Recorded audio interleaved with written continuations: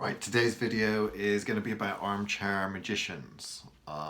Basically, if you don't know what an armchair magician is, it is someone who seems to like to talk about magic, likes to research magic and occult practices, but doesn't really actually fucking do anything.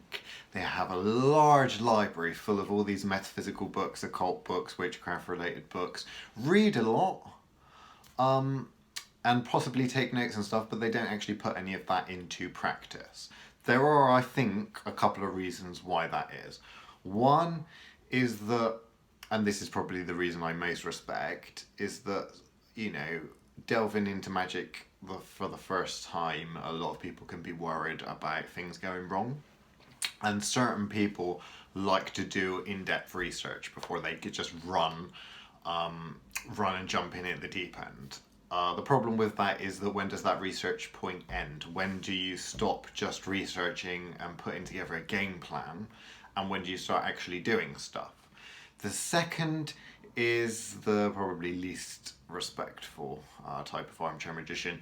And I think that's kind of what I'd call the fantasist. So it reminds me of people that do, what's the term?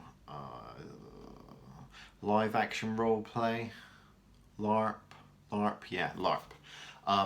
Where it's kind of, they don't really believe in it, but it's kind of interesting. It's a kind of a fantasy for them. So they fantasize about the idea of being, I guess, a magician or a cultist.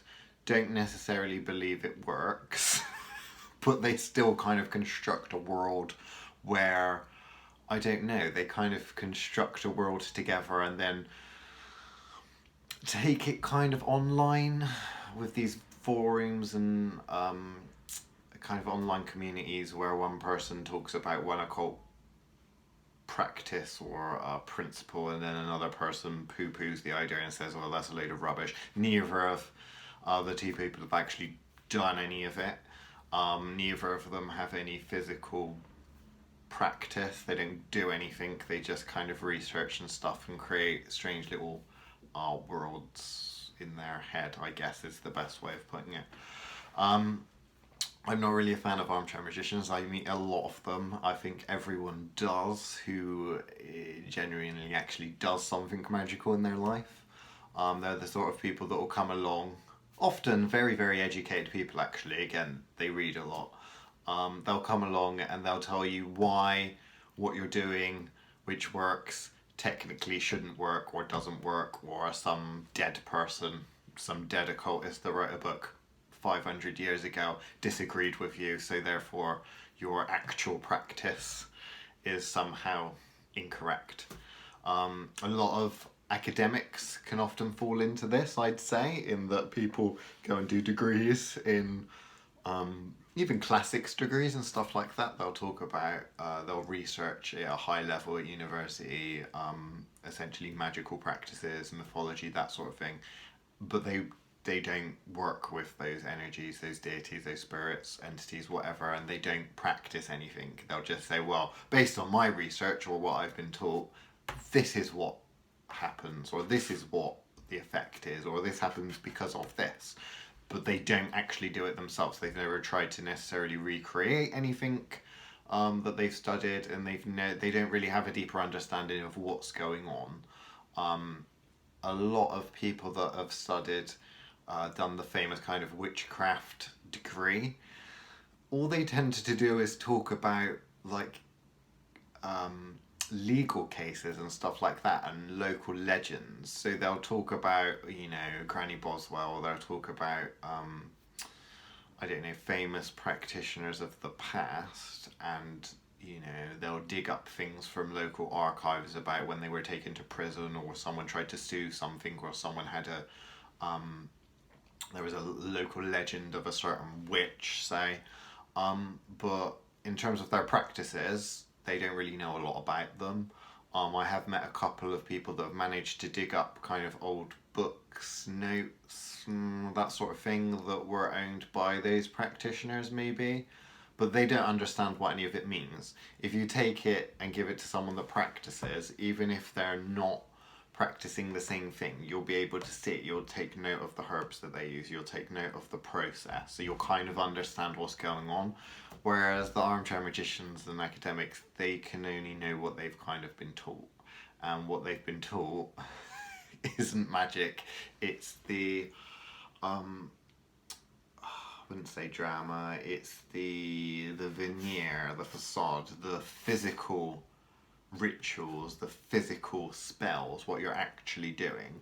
Magic doesn't work like chemistry does. One item plus another item doesn't necessarily make another item. It's more of an art form. In fact, personally, I think it's the perfect blend of art and science. It's the perfect blend of, essentially, the left brain and the right brain. So, you know, logical, scientific thinking, and then unconscious art. It's really the perfect blend of what I'd say magic is. But again, armchair magicians, they don't actually seem to do a lot. They talk a lot, they don't do a lot. They'll make, depending on how narcissistic they are, they might make long annotated notes, and that'll be about all they do is read a book, write notes on it, and theorize. The more narcissistic armchair magicians tend to write blogs, and you can tell they're narcissistic because at least if you're writing notes, they're for yourself. If you're writing a blog, you actually expect people to fucking read it. It's like, well, you know, I know some people that are practitioners do write blogs and, you know, try to put stuff out in the public domain. Hell, I'm kind of doing it now. This is a video blog essentially.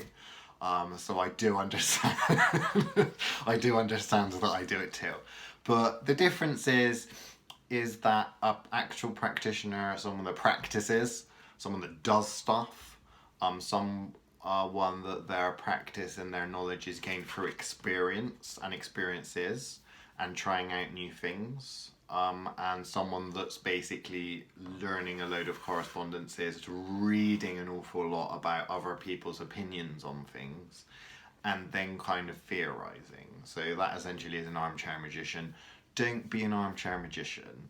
If you are stuck on that kind of, well, I really need to do my research first before I jump into this, because mad shit could happen. You know, I could do a spell or something and then the world might end. Okay, that might happen. Unlikely, but it might happen. I would say be really, really thoughtful about when you're actually going to jump in. I would much rather, personally, do 100 spells that went wrong than read 100 books, because, well, let's be fair, think of the amount of experience that you're going to get from all of those things that went wrong, and, you know, rejigging them, changing things about. Yes, you can pull from resources. I'm not saying you have to make the whole thing up yourself. You can pull from other people's opinions and resources, but the point is that you're actually doing something.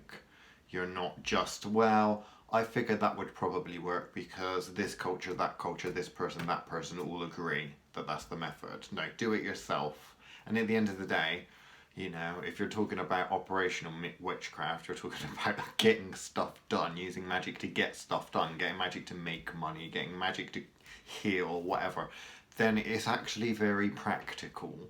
You know, as crafts go, think of, if you master spellcasting or magical practices, think how much that could help your life, you know? I mean, seriously. Today's video is going to be about armchair magicians.